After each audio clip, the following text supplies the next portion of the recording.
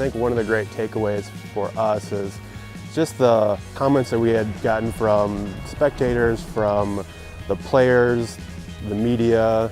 I mean, several comments about just course conditions, purity of greens. It shed a fair amount of light on the effort that we put in to just get the golf course prepared for the Open.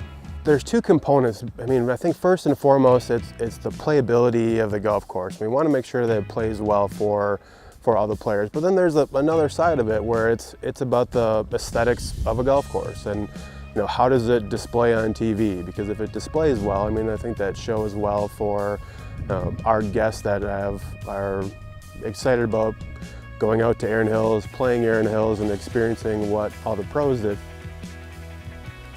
We experienced some damage in some of our low-lying areas where we had ice built up. Over the winter we had a few rain events where it was 45, 50 degrees even in February, and then nighttime temperatures of 15 to 20. And so we're out breaking ice and pumping off water on the golf course. But we did experience, pretty significant damage. Winters like 2013 and 14 where you have minus 20 beats up on the turf pretty good. We'll try to help out or supplement with aerification, but there's only so much in pinch points, so we'll commonly overseed those areas even during the year. One of the things that we've incorporated was this combination of top dressing and interseeding, and we try to time those things together so that we're seeding and then we're top dressing right on top of it. And it's really kind of the backbone to what we try to do at Erin Hills. We've worked with Barenbrug for probably the last 4 or 5 years, and two things that are just great with them is we've been able to create some custom blends. We've selected certain cultivars of fine fescue and said these work really well for us at Erin Hills, and they've been able to provide those to us.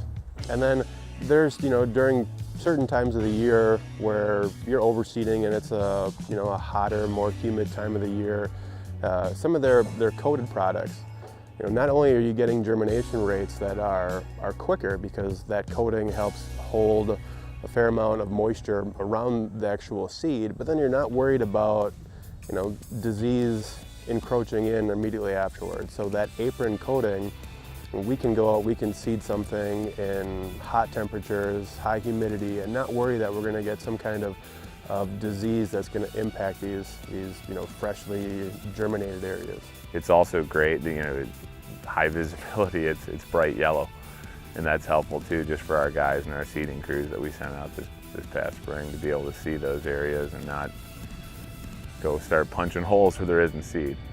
I mean, that's what you're looking for when you have bare turf areas and you're hosting the US Open in a month and a half. The ability for them to kind of be incorporated into our normal practices. We don't have to not mow these areas for an extended period of time. We can mow them kind of immediately afterwards. Their wear tolerance is superior. So those attributes really kind of encouraged us to continue to use their seed, and it's probably one of the predominant seeds that we use out here. Barenbrug is our go-to seed on fairways and approaches, and during the US Open, players commented how beautifully they played, and I think that's a testament to the quality that we know we're getting with Barenbrug.